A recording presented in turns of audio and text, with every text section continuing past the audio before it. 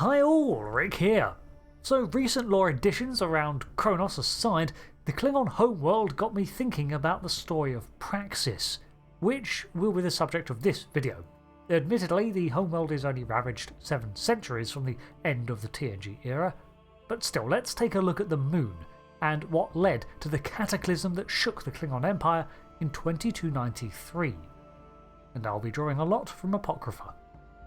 Initially, I had planned on a different video for today, but the script on Klingon honour and interpretations was spiralling into a much longer topic that required more research, and the ruining of Qo'nos remains mostly unclear beyond what was mentioned in the show, so putting a pin in that. Praxis is and was one of the 2 moons of Qo'nos, the other being the smaller Qorvix. It was unusual in that it maintained a molten core, likely from tidal heating combined with some other effects that are speculatory, and I'll get to that later, that would also add to its instability.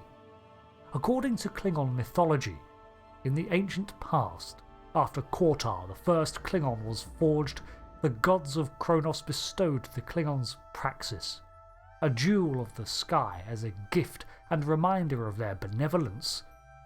Despite this one deed, the gods' demand for sacrifice grew too numerous, and the Klingons' use as pawns in their conflicts became unjust.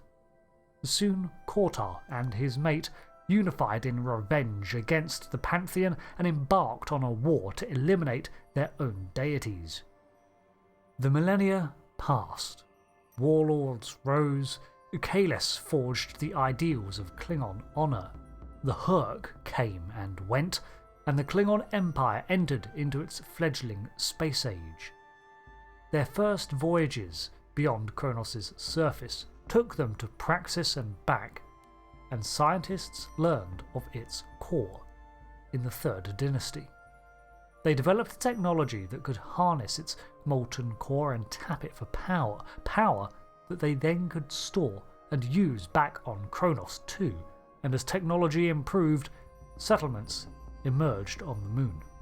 The 2nd moon of Qorvix saw the establishment of bases and more military compounds, while Praxis eventually saw mines and refineries pop up, centred on its far side. For the moon not only yielded a clean energy, but also an array of minerals. For those who still believed in the mythology beyond Qo'nos, this was seen as a gift that the gods had once made to them. They set about harvesting Praxis with gusto, and for around 900 years there was a constant industry on the moon.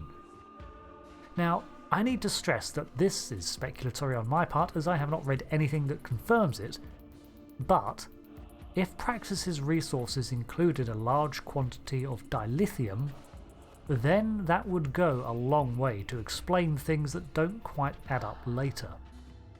By the mid-2250s, there were concerns that Praxis was becoming unstable thanks to over-mining, and the energy production was being affected too.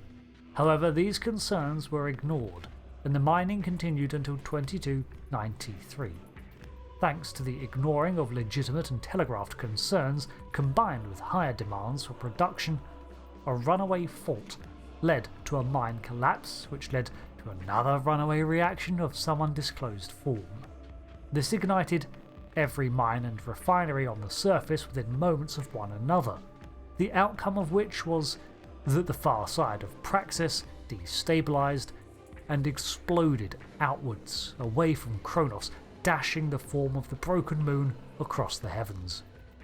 Accompanying this catastrophic explosion was a subspace shockwave that spanned sectors, catching even ships beyond the border in Federation territory in its wake. This was the shockwave registered by the USS Excelsior. In the aftermath, a facility on the untouched side of Praxis managed to get a signal out, but was cut off by the Klingon Empire, who reflexively wished to hush and handle the situation. But this was too big a devastation to hide, and soon the Klingon Chancellor Gorkon realised that he needed to divert military funds to manage the oncoming climate disaster and relief efforts, and to do this, he needed a peace treaty with the Federation, for the subspace shockwave had rendered powerful earthquakes and devastation to Qo'nos, but it was the following debris and impacts that caused much more damage. Meteorites, former shards of Praxis, rained down upon the homeworld, kicking up dust clouds and churning the landscape, forcing the winter-like conditions, and the sky was clouded. This led to projections of Qo'nos becoming too polluted to support life within 50 years. On top of this, the remaining hulk of the desiccated moon was shifted into a closer orbit by the blast, ravaging the tides of Qo'nos' many smaller oceans. As the initial crisis was handled, we don't have official death toll numbers, but they would have been very high, with at least 500,000 inhabitants of the moon lost. The remains of the moon formed the Praxis belt around the planet, and in time, token bases were established there once more, but mining efforts were now illegal, and the molten core that had once provided energy had now cooled to a standstill. However, the belt is available to be harvested.